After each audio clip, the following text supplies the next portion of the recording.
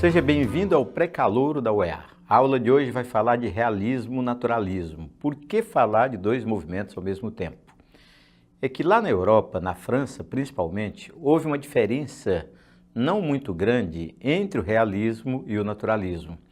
Mas aqui no Brasil os dois movimentos chegaram ao mesmo tempo e, para falar a verdade, não foram dois, foram três movimentos: o realismo, o naturalismo e o parnasianismo. Então essa coincidência de datas é que nos leva a estudar os dois movimentos a um só tempo.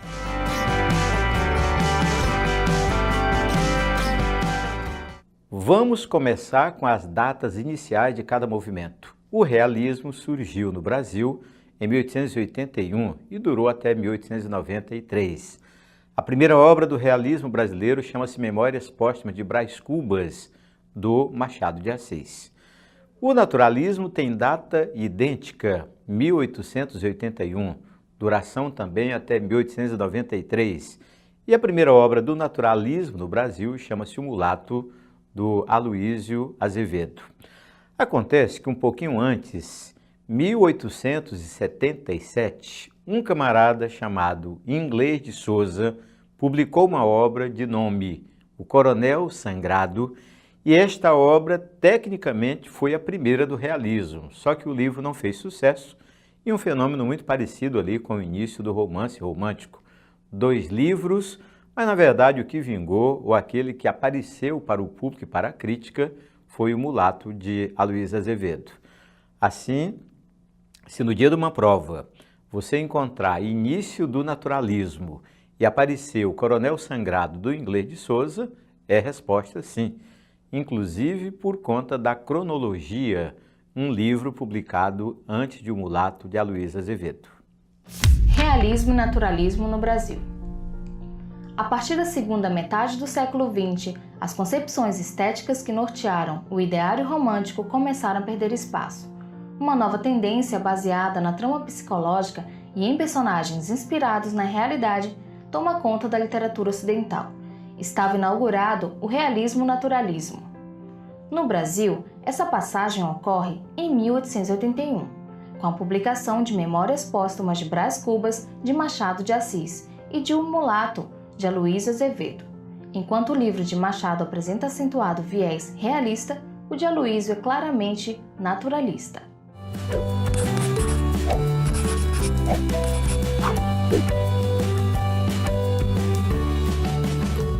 Quero apresentar a você uma questão que já caiu em prova de vestibular na Fundação Getúlio Vargas. Olhemos a proposta. Publicados quase simultaneamente, Memórias Póstumas de Brás Cubas e O Mulato, ambos os romances praticamente inauguram dois movimentos literários no Brasil. Num deles predomina a profundidade de análise psicológica e no outro a preocupação com as leis da hereditariedade e a influência do ambiente sobre o homem. Esses movimentos foram, pronto, é o que você acabou de comprovar comigo. O primeiro livro inaugurou o realismo e o segundo inaugurou o naturalismo. Portanto, você fica automaticamente com a letra E.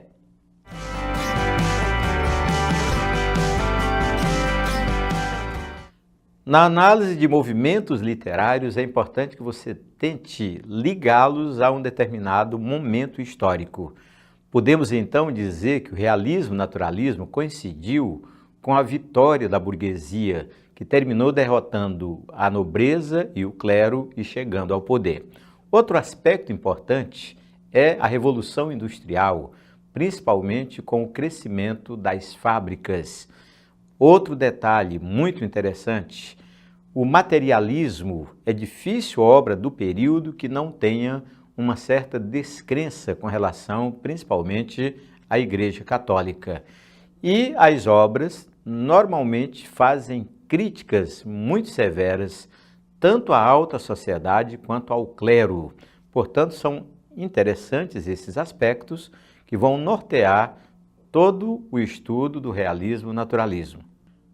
Vamos conhecer aspectos bem importantes que estão mais ligados ao naturalismo do que ao realismo. O primeiro deles é a apologia à ciência. Então, a literatura voltada mais para o lado materialista despreza um pouco a nossa origem divina ou religiosa e vai mais para uma explicação científica. Esse aspecto é mais explorado no naturalismo. A influência do evolucionismo de Darwin também faz parte desse contexto. E aí nasce a preocupação com o homem, não o homem que é produto de alguma ação divina, não o homem que é produto de alguma ação da natureza, mas o homem que é produto do meio. É uma espécie de tese que é muito explorada nos romances do naturalismo. E não podemos menosprezar a influência do positivismo de Auguste Comte. Esses detalhes curiosos é que vão fazer uma certa diferença entre os romances do realismo e os romances do naturalismo. Falemos agora de evoluções que estão muito atreladas à realidade brasileira na época do realismo-naturalismo. O primeiro deles é a abolição dos escravos. Note que na época romântica, quando se falava de escravos ou do negro em si, naturalmente era com um viés de sonho, com um viés de fantasia. Agora é a época da realidade. A influência dos imigrantes europeus também vai fazer parte da temática do realismo-naturalismo. A queda da lavoura açucareira, a evolução da lavoura cafeeira e a adoção do telégrafo. Essas evoluções passam a fazer parte da realidade brasileira e, de certo modo, também fazem parte da temática literária. Uma questão muito comum em prova de literatura é a apresentação de um trecho de obra e, diante dele, você tem que ser capaz de dizer a que período da literatura ele pertence. São as famosas características. Pois bem, quando se trata do realismo-naturalismo, a característica que salta aos olhos são os textos objetivos e críticos, bem diferente dos textos da época romântica. Outro detalhe curioso é o poder da observação. Não se pode escrever apenas baseado na imaginação, como se fazia na época romântica. Terceira característica importante é o predomínio da razão sobre a emoção. Portanto, na hora de produzir o texto, o autor está de olho na realidade, ele não quer fantasiar, não quer exagerar, ele quer colocar no papel alguma coisa que condiga com a realidade do momento. E a visão materialista. Machado de Assis, então, ficou muito famoso por conta das obras com essa temática excessivamente materialista. Vamos conhecer algumas características que estão mais ligadas ao naturalismo do que ao realismo. Vida guiada pela ciência. Olha, é comum na literatura que qualquer texto falando de cientificismo seja atrelado a uma obra do naturalismo. Outra característica interessante é a tentativa de explicar o comportamento humano por meio das nossas heranças hereditárias, a famosa hereditariedade. Outra tese muito cobrada nas obras de literatura, ou muito presente, principalmente nos romances, é o homem produto do meio. E, claro, tentar explicar o nosso comportamento de acordo com o momento histórico. Para você ter uma ideia, eu acho que todas essas características você poderia encontrar numa única obra chamada O Cortiço, do Aloísio Azevedo. Alguns temas escabrosos aparecem em obras principalmente do naturalismo e não foram explorados na época romântica. São os famosos temas patológicos. É possível encontrar, por exemplo, a temática de incesto na obra Anormalista, do Adolfo Caminha. É possível encontrar a temática de loucura, principalmente na obra O Alienista, do Machado de Assis, mas aí o tema é tratado com certa ironia. Loucura também você vai encontrar no livro O Cortiço, do Aloísio Azevedo. Olha um tema que era tabu para a época, homossexualismo. Você vai encontrar no livro O Ateneu, uma obra genial do Raul Pompeia. E outro tema patológico é o lesbianismo, principalmente na obra O Cortiço, do Aloísio Azevedo. Vamos apresentar a você os autores famosos do período realista e naturalista, começando com Machado de Assis. Lembre que ele pertenceu ao período romântico, mas é o primeiro do realismo, com a obra Memórias Póstumas de Brás Cubas. Mas em provas de vestibular, a obra mais famosa do autor é Dom Casmurro. O segundo autor, mais ligado ao naturalismo, chama-se Aloysio Azevedo, com o mulato, que inaugurou o próprio naturalismo, mas a obra mais admirada e mais presente em provas de literatura é o Cortiço. Ainda dentro do realismo-naturalismo, podemos falar do Raul Pompeia com o Ateneu, uma obra muito interessante porque, além de enfeixar essas características do realismo-naturalismo, ela ainda tem características que poderiam estar ligadas ao romantismo e até características bem diferentes das características tradicionais dos dois períodos. O Adolfo Caminha se encaixa bem naquela linha do naturalismo, explorando temas que envergonhavam a sociedade com o romance anormalista.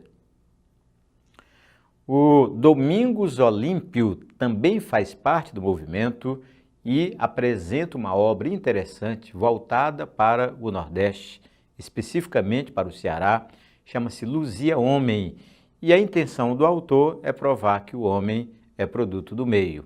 O Inglês de Souza também apresenta uma obra interessante no viés da literatura naturalista, provando que as nossas ações podem ser explicadas pela herança hereditária.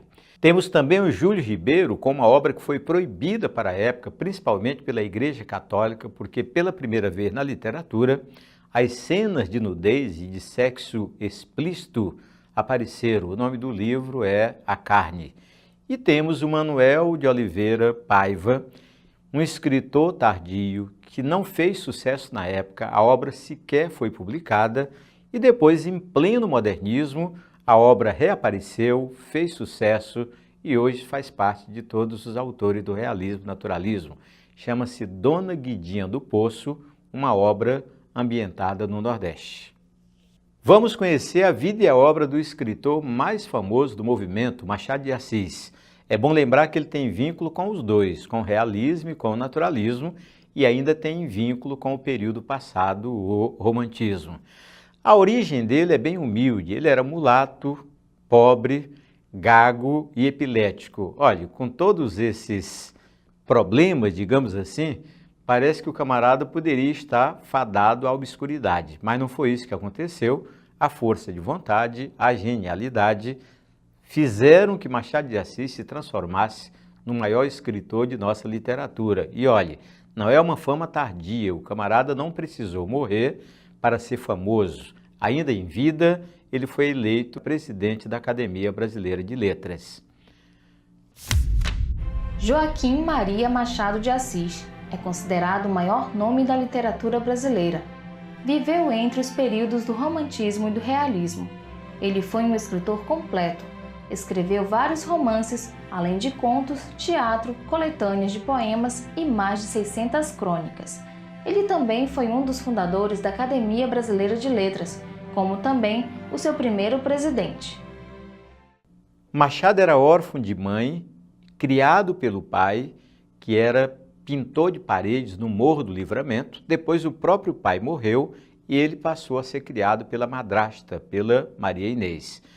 Com todas as dificuldades, o camarada frequentou poucas vezes a escola, mas aprendeu a ler e a escrever, e tudo indica que tenha feito o que corresponde hoje ao ensino fundamental.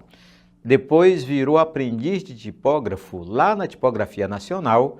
Lembra quando ele foi ajudado pelo Manuel Antônio de Almeida, autor de Memórias de um Sargento de Milícias. Ali mesmo, na Tipografia Nacional, ele já foi promovido e se transformou em revisor, provando que entendia bem de língua portuguesa. Vivendo no meio artístico e literário, porque fazia parte da Tipografia Nacional, não demorou muito para que Machado tivesse a oportunidade de publicar contos, crônicas e poemas nos principais jornais do Rio de Janeiro da época. Daí, para publicar a primeira obra, foi um passo. Chama-se Crisálidas, um livro de poesias, ainda bem ao estilo romântico. Mas o tempo passou e logo, logo Machado se transformou em poeta, romancista, contista, cronista e teatrólogo, revelando-se um dos autores mais completos de nossa literatura. Vamos conhecer detalhes de Memórias Póstumas de Brás Cubas, a obra do Machado de Assis que inaugurou o realismo. São os famosos detalhes técnicos. Por exemplo, é importante que você saiba qual é a época em que a história se passa. É século XIX. O cenário, a cidade do Rio de Janeiro. Aliás, uma observação, todas as obras do Machado de Assis se passam no Rio de Janeiro. A narrativa, primeira pessoa, e o narrador é o próprio Brás. É aquela situação em que o livro parece mais uma espécie de depoimento, daí o nome de Memórias Póstumas.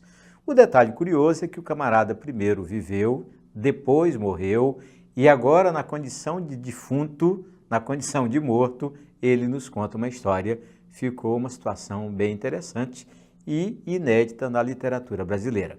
Vamos conhecer as personagens de Memórias Póstumas de Brás Cubas, começando pelo Brás, que é o herói e é também o narrador.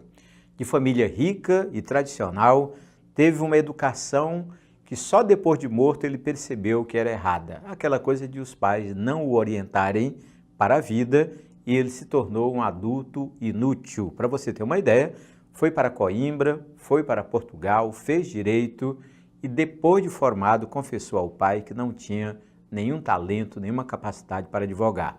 Ironicamente, o pai diz a ele: se você é adulto, formado e se confessa inútil, então você deve fazer uma carreira política. Essas ironias são comuns nas obras do Machado de Assis.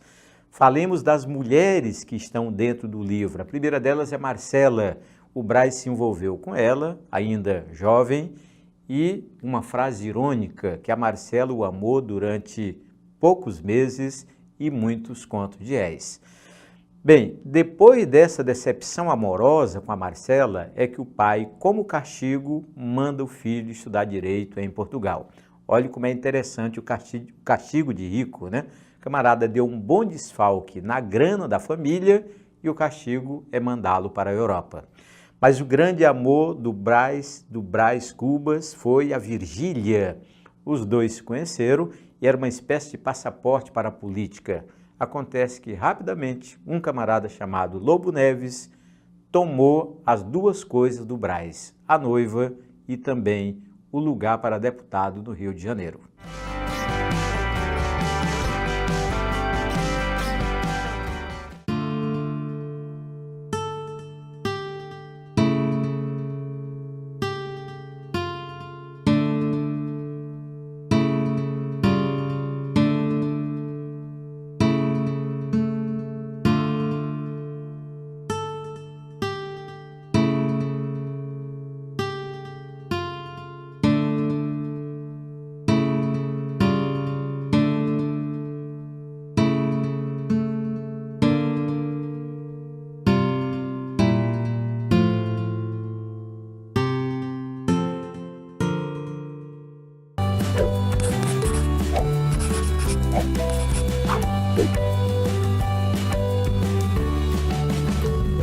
Vamos enfrentar uma questão que já caiu em prova de vestibular. Da Fundação Getúlio Vargas, a proposta é: sobre o romance Memórias Póstumas de Brás Cubas, de Machado de Assis, é correto afirmar que...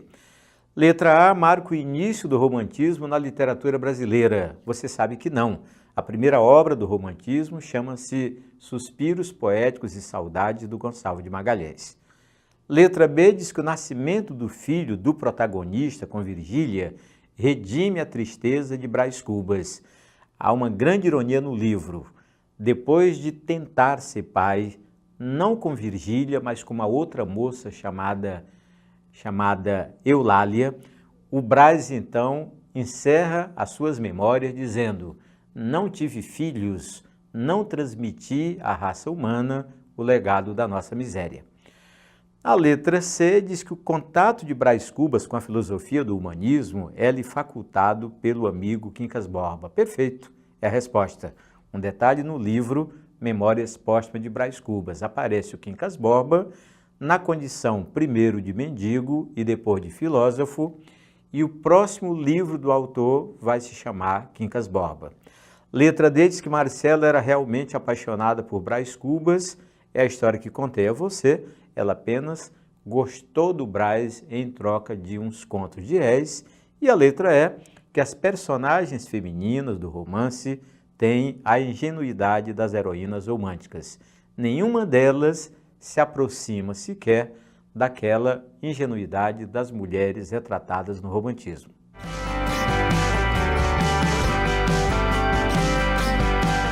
Vamos conhecer a obra mais admirada e a mais enigmática do Machado de Assis, Dom Casmurro.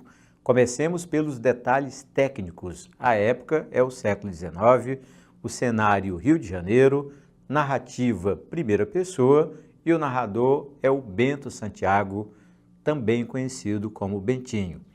Vamos conhecer as personagens de Dom Casmurro, começando com o Bento, o narrador. Desde criança, ele foi prometido ao seminário pela própria mãe, a Dona Glória, mas terminou mesmo, foi apaixonado pela Capitu e auxiliado pelo José Dias e também pelo padre, terminaram convencendo a Dona Glória a deixá-lo casar-se e seguir uma carreira na área de direito. A Capitu é a mulher enigmática, aquela que tem olhos de ressaca, olhos de cigana, olhos oblíquos e dissimulados, e toda a história vai girar em torno de uma suspeita de traição. Se a Capitu foi ou não foi capaz de trair o Bento com o melhor amigo dos dois, o Escobar. O pior dessa história é que a suspeita de adultério só surge quando Escobar morre. E, naturalmente, uma parte do mistério já se foi e o Bento tem que conviver com as dúvidas e a Capitu morre negando. Bem, o filho dos dois, o Ezequiel, é quem provoca toda a dúvida do narrador. A criança se parecia com o Escobar, mas é uma aparência suspeita porque só o Bento vê semelhança entre os dois. Não há depoimento de nenhuma outra personagem sobre a aparência do Ezequiel com o Escobar, que já está morto.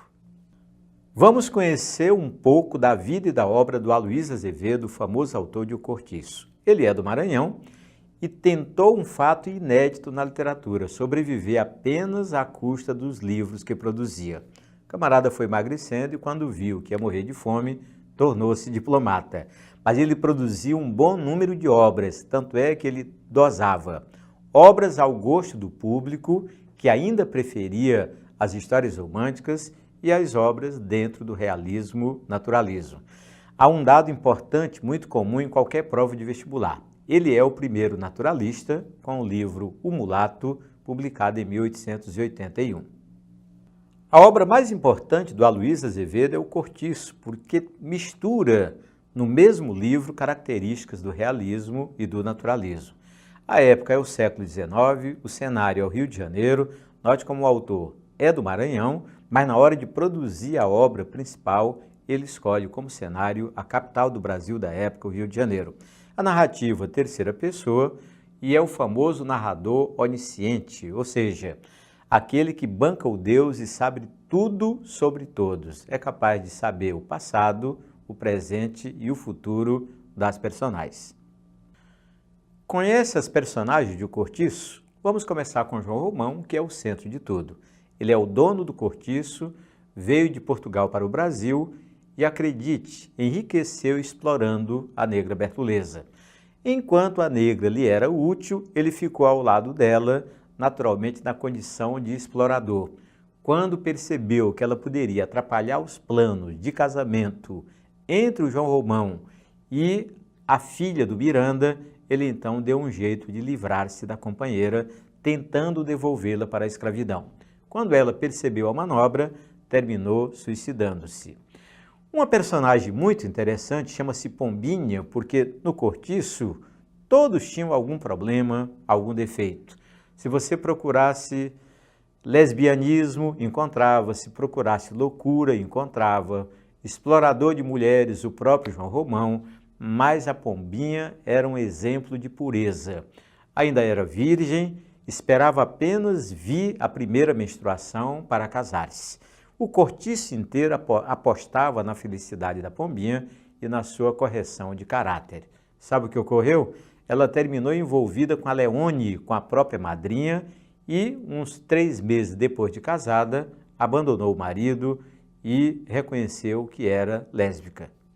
Nota-se no cortiço nitidamente 2 grupos de personagens. Aqueles ligados ao João Romão, você já deu um passeio a respeito deles, o João Romão, a Bertoleza, a Pombinha, a Leone, mas também os personagens ligados ao Barão Miranda, o próprio Miranda, a esposa dele, a Estela, a Zulmira, que é a filha do casal, e o Botelho, que é uma espécie de vendedor de ideias. O livro é muito interessante. Por quê? Porque Miranda e Estela, marido e mulher da alta sociedade carioca, terminam construindo uma mansão ao lado do cortiço.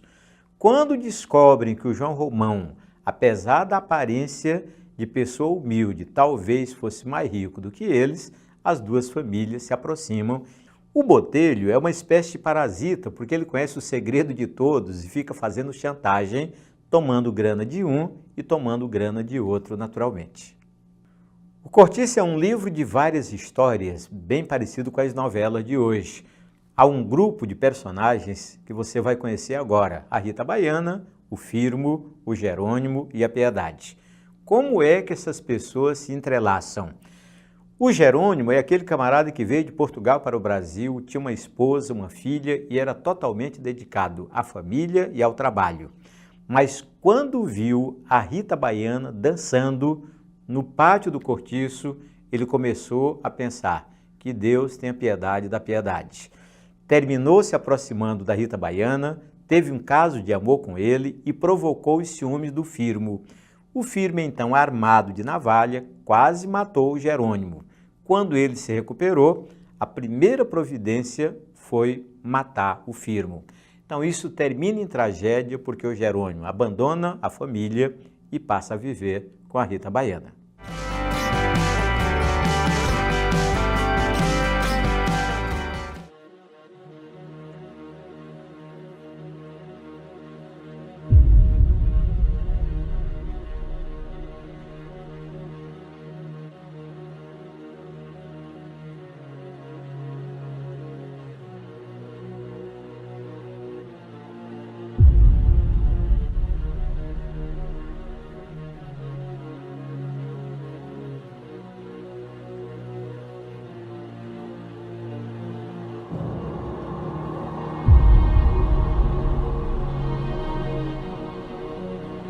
Eu preciso desse teu terreno. Não insista, homem de Deus! Não insista!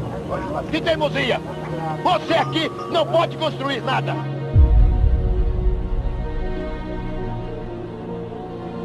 Trata-se daquela escrava que vive com o senhor. Bem, realmente nós vivemos juntos há algum tempo. Afinal, o que é que o senhor quer que eu faça? Exatamente. Doutor, precisamos encontrar o dono daquela escrava que vive comigo.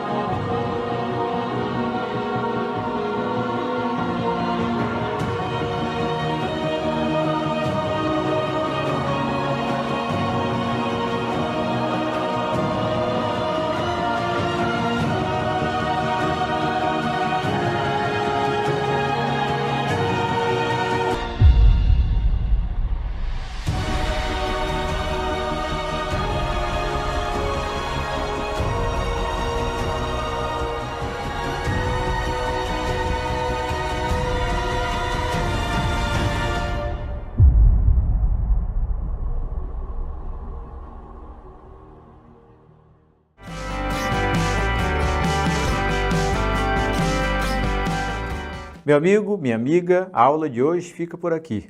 Você viu o realismo, naturalismo com todas as suas características e com os principais autores e obras. Não viu ainda as aulas anteriores? Acesse o portal da UEA, veja o link para o pré-calouro e ali todas as aulas de literatura e também as aulas de língua portuguesa estão à sua disposição. Até a nossa próxima aula.